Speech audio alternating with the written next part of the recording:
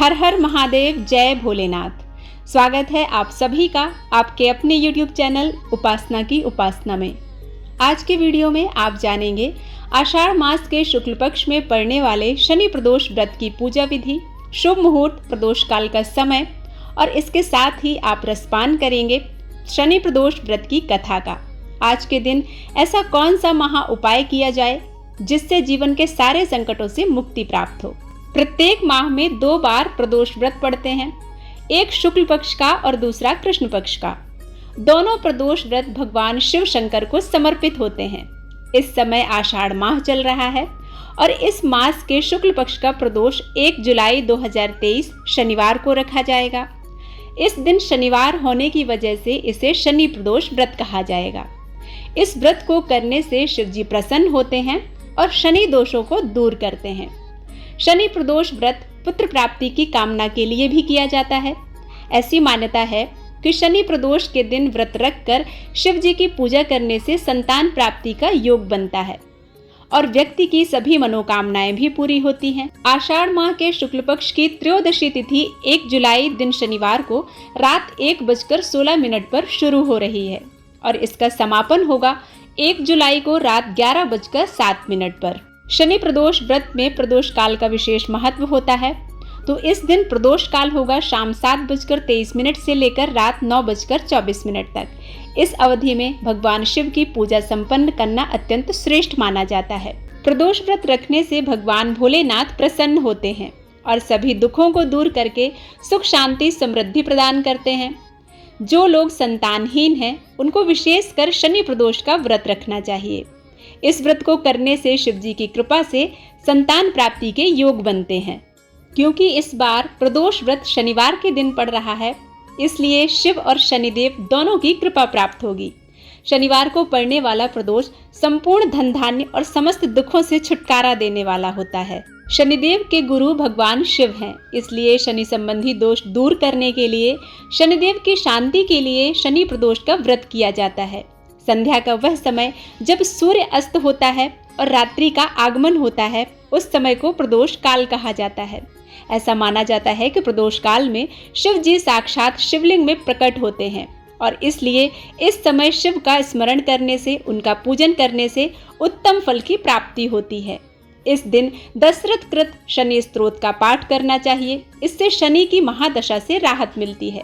प्रदोष व्रत वाले दिन पूजा के लिए प्रदोष काल का समय यानी कि शाम का समय बहुत ही शुभ माना जाता है, लेकिन सुबह शिव के मंदिर में जाकर या अपने घर के पूजा स्थल पर जाकर दीपक प्रज्वलित करके व्रत का संकल्प अवश्य लेना चाहिए।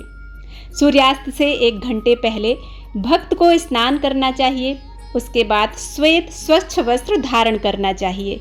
देखिए, यहाँ पर ध्यान देने वाली बात यह है कि प्रदोष व्रत एक ही देश के लिए 2 अलग अलग शहरों के लिए अलग हो सकते हैं, क्योंकि प्रदोष व्रत सूर्यास्त के समय त्रयोदशी के प्रबल होने पर निर्भर करता है और 2 शहरों का सूर्यास्त का समय अलग अलग हो सकता है। इस प्रकार उन दोनों शहरों के प्रदोष का व्रत समय भी अलग अलग हो सकता है। इसलिए कभी कभी ऐसा भी देखने को मिलता है कि प्रदोष व्रत त्रयोदशी से 1 दिन पूर्व यानी द्वादशी तिथि के दिन ही हो जाता है। सूर्यास्त होने का समय सभी शहरों के लिए अलग अलग होता है। ऐसे में प्रदोष व्रत करने से पूर्व अपने शहर का सूर्यास्त समय अवश्य जांच लेना चाहिए, चाहे वह शहर एक ही देश में क्यों ना हो। प्रदोष काल सूर्यास्त से 45 मिनट पहले प्रारंभ होकर सूर्यास्त के बाद 45 मिनट तक का होता है।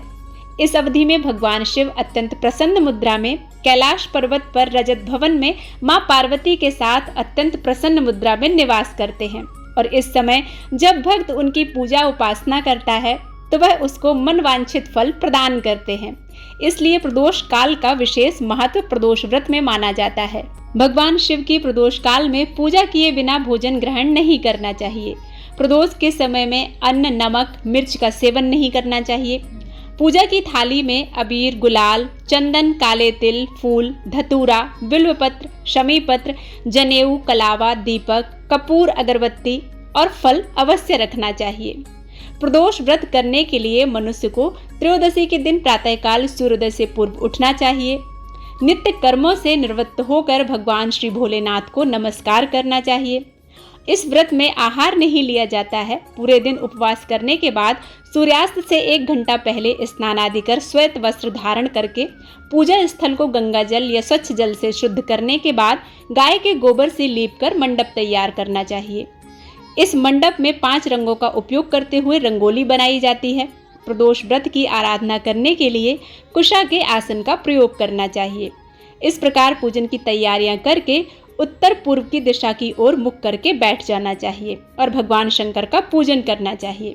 पूजन के दौरान भगवान शिव के पंचाक्षरी मंत्र ओम नमः शिवाय का जाप निरंतर करते रहना चाहिए। इस दिन शिव परिवार की पूजा करने से विशेष फल की प्राप्ति होती है। भोलेनाथ और मां पार्वती का पूजन करने से अखंड सौभाग्य प्राप्त होता है। प्रदोष व्रत को रखने से 100 गायों को दान देने के बराबर पुण्य फल प्राप्त होता है।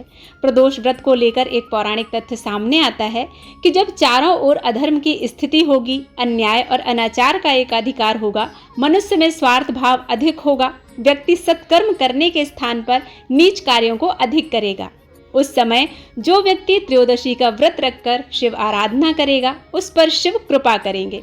इस व्रत को रखने वाला व्यक्ति जन्म जन्मांतर के फेरों से निकलकर मोक्ष मार्ग की ओर अग्रसर होगा, उसे उत्तम लोक की प्राप्ति होगी। श्रद्धा के अनुसार स्त्री और पुरुष दोनों ही प्रदोष का व्रत रख सकते हैं। कहा जाता है कि इस व्रत से कई दोषों की मुक्ति और संकटों का नाश होता है। यह व्रत साप्ताहिक महत्व भी रखता है। रविवार को पड़ने वाले प्रदोष व्रत से आयु की वृद्धि होती है, अच्छा स्वास्थ्य प्राप्त होता है। सोमवार के दिन त्रयोदशी पड़ने पर किया जाने वाला व्रत आरोग्यता प्रदान करता है और इंसान की सभी इच्छाओं को पूरा करता है। मंगलवार के दिन यदि त्रयोदशी पड़ती है तो उस दिन व्रत करने से रोगों से मुक्ति मिलती है और स्वास्थ्य में लाभ होता है। बुधवार के दिन प्रदोष व्रत हो तो उपासक की सभी मनोकामनाएं पूर्ण होती हैं। गुरुवार के दिन प्रदोष पड़े तो इस दिन व्रत के फल से शत्रुओं का विनाश होता है। शुक्रवार के दिन होने वाले प्रदोष व्रत से सौभाग्य और दाम्पत्य जीवन में सुख शांति आती है। संतान प्राप्ति की कामना हो तो शनिवार के दिन पड़ने वाला प्रदोष व्रत अवश्य रखना चाहिए। अपने उद्देश्यों को ध्यान में रखते हुए जब आप प्रदोष का व्रत करते हैं तो आपके उद्देश्यों की पूर्ति होती है। भगवान शिव की कृपा से आपको अतिशीघ्र फल की प्राप्ति होती है। इस व्रत को 11 या फिर 26 त्रयोदशी तक रखने के बाद ही उद्यापन करना चाहिए। व्रत का उद्यापन त्रयोदशी तिथि पर ही करना चाहिए। उद्यापन से एक दिन पूर्व श्री गणेश जी का पूजन किया जाता है। पूर्व रात्रि में कीर्तन करते हुए जागरण करना चाहिए। प्रातः जल्दी उठकर मंडप बनाकर मंडप को वस्त्रों से रंगोली से सजाकर तैयार किया जाता है। उमा सहित शिवाय नमः मंत्र का जाप करना चाहिए। हवन की आहुति के लिए खीर का प्रयोग करना चाहिए। हवन समाप्त होने के बाद भगवान भोलेनाथ की आरती की जाती है और शांति पाठ किया जाता है और कर्पूर से आरती की जाती है और अंत में 2 ब्राह्मणों को भोजन कराया जाता है और अपने सामर्थ्य के अनुसार दान दक्षिणा देकर आशीर्वाद प्राप्त किया जाता है। शनि प्रदोष व्रत की पौराणिक कथा के अनुसार प्राचीन काल में एक नगर सेठ थे। सेठ जी के घर में हर प्रकार की सुख सुविधाएं थीं, लेकिन संतान नहीं होने के कारण सेठ और सेठानी हमेशा दुखी रहते थे। काफी सोच विचार करके सेठ जी ने अपना काम नौकरों को सौंप दिया और खुद सेठानी के साथ तीर्थ यात्रा पर निकल पड़े। अपने नगर से बाहर निकलने पर उन्हें एक साधु जी मिले जो ध्यान मग्न बैठे हुए थे। सेठ जी ने सोचा क्यों ना साधु जी से आशीर्वाद लेकर आगे की यात्रा की जाए। सेठ और सेठानी साधु के निकट बैठ गए। साधु जी ने जब आंखें खोली तो उन्हें ज्ञात हुआ कि सेठ और सेठानी काफी समय से आशीर्वाद की प्रतीक्षा में बैठे हुए हैं। साधु जी ने सेठ और सेठानी से कहा कि मैं तुम्हारा दुख जानता हूँ, तुम शनि प्रदोष व्रत करो, इससे तुम्हें संतान सुख प्राप्त होगा। साधु ने सेठ सेठानी को प्रदोष व्रत की विधि भी बताई और शंकर भगवान की वंदना भी बताई। हे रुद्रदेव शिव नमस्कार, शिव शंकर जगगुरु नमस्कार, हे नीलकंठ सुर नमस्कार, शशिमौलि चंद्र सुख नमस्कार, हे उमाकांत सुधि नमस्कार, उग्रत्व रूप मन नमस्कार, ईशान ईश प्रभु नमस्कार, विश्वेश्वर प्रभु शिव नमस्कार। दोनों साधु से आशीर्वाद लेकर तीर्थ यात्रा के लिए आगे चल पड़ते हैं। तीर्थ यात्रा से लौटने के बाद सेठ और सेठानी ने मिलकर शनि प्रदोष का व्रत किया, जिसके प्रभाव से उनके घर एक सुंदर पुत्र का जन्म हुआ।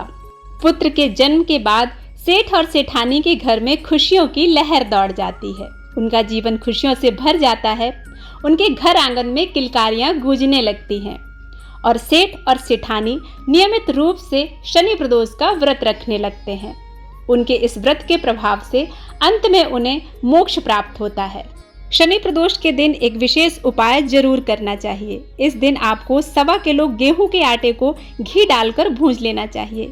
इसके बाद आप उसमें थोड़ा सा शक्कर का बूरा डालें।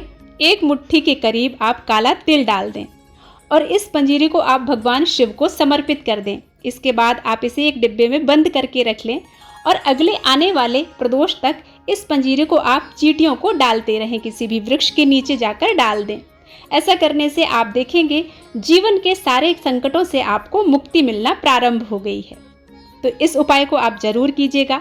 वीडियो पसंद आता है तो प्लीज़ इसे लाइक जरूर कीजिएगा और चैनल पर पहली बार आए हैं तो सब्सक्राइब करना बिल्कुल मत भूलिएगा। मिलते हैं एक नई कथा के साथ, तब तक के लिए ओम नमः शिवाय।